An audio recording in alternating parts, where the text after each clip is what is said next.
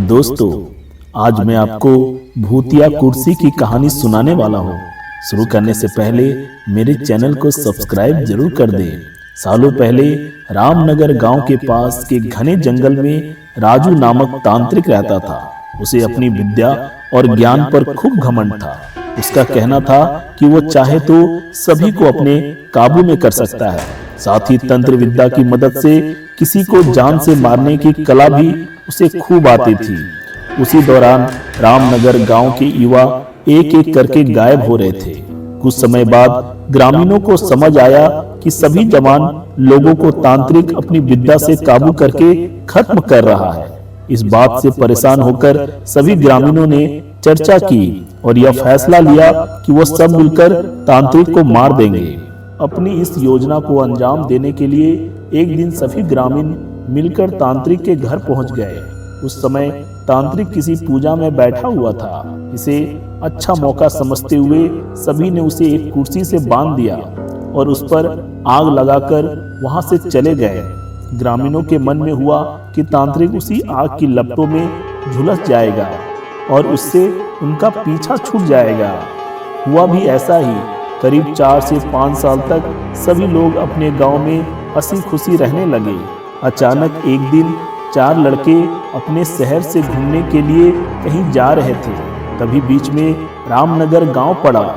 रात बहुत हो चुकी थी तो उन्हें लगा कि थोड़ा वक्त यहीं गुजार लिया जाए। चारों लड़के रामनगर के जंगल में ही रुक गए। उन्हें जंगल में कुछ घूमने का मन हुआ तो वो आगे बढ़ने लगे और बढ़ते बढ़ते तांत्रिक जहां रहता था वहां पहुंच गया।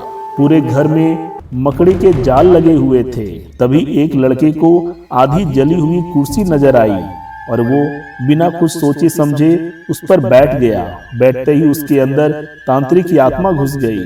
अब लड़का जोर जोर से चिल्लाकर कहने लगा कि अब मैं सबसे बदला लूंगा, पूरे गांव में आग लगाकर सबको जला दूंगा। अपने दोस्त को इस तरह का बर्ताव करते देख अन्य 3 लड़के डर गए और वहां से गांव की तरफ बढ़ने लगे।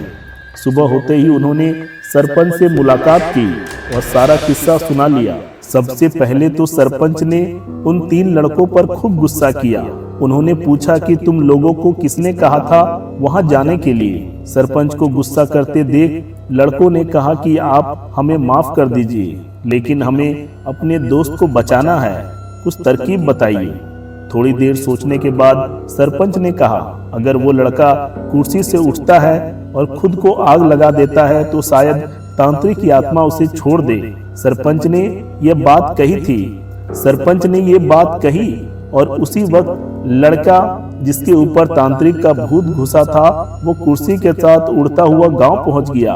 अपने दोस्त को इस हालत में देख उन 3 लड़कों ने सबसे पहले जाकर उन लोगों से मुलाकात की जिन्होंने तांत्रिक की कुर्सी पर आग लगाई थी। उनसे बात करके सभी लड़के उन्हें अपने दोस्त के पास लेकर चले गए।